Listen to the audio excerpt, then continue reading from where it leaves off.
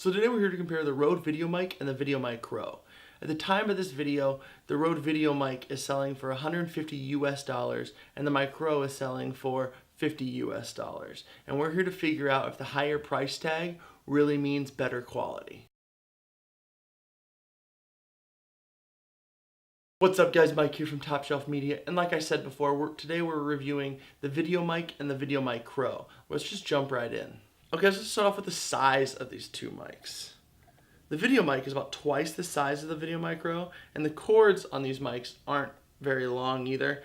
So if you're going to want to put them on a mic stand or anywhere other than on your camera, you're going to want to pick up the VC1 from Rode.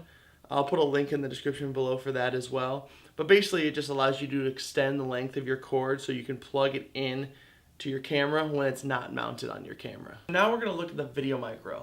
Like I said before, it is small and fairly inexpensive. I will say I was pleasantly surprised with the sound quality that came out of this mic.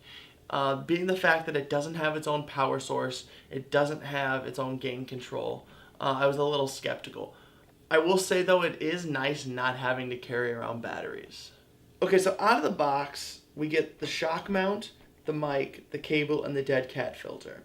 Setup is easy. All you have to do is slip the mic into the shock mount like so, and plug in the cord. If you need the dead cat filter, you just slip it on over the mic. Okay, so this is what the audio sounds like using the internal mic on my Canon 70D, just to get a starting point for this test. Okay, so this is what the Rode VideoMicro sounds like when it's plugged into my camera. I'm just going to do a couple tests here, different distances from the microphone. This is where I would normally stand to do these videos, is about this far away. I'm about 3 feet probably from the camera. And for this test, I actually have the microphone attached to the top of my camera. So I'm going to take a few steps forward and just kind of get a little bit closer. Now I'm probably 1.5 feet away from this microphone now, and you can just kind of see that it obviously gets louder.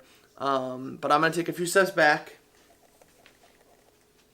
And I know my framing is going to be off. Framing and lighting are both going to be off, but that's not what we're trying to test here. We're just trying to see what the mic sounds like at different distances. Because let's move on to the Rode VideoMic. This shotgun mic has a foam windscreen and is attached to a shock mount that actually attaches right to your camera. Now it does run on a 9-volt battery, so you'll have to carry batteries with you. There's an on-off switch on the back of the camera that's also coupled with the high-pass filter. There's also an LED. It turns green when the mic is on, and it turns to red when your battery's getting low. Now there is gain controls for this mic.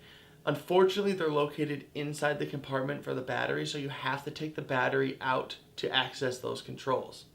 Okay, so now we have the Rode VideoMic plugged into my camera, and so this is what it sounds like coming out of my camera. Now we're going to do the same test we did for the Micro. So this is where I normally stand to shoot these videos. I'm going to take a step forward just to kind of give you an idea of what it sounds like when you get closer. I know my framing's off, but that's not what we're trying to test here. We're trying to test the microphone.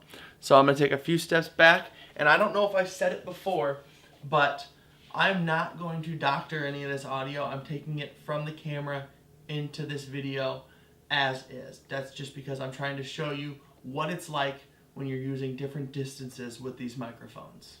Alright guys, so there you have it. I was pleasantly surprised with the outcome of this test. I thought for sure the VideoMic would be leaps and bounds over the Micro, and that just wasn't the case here. When I was editing this video together, the results were almost inconclusive on which microphone performed the best at each distance. They sounded fairly alike.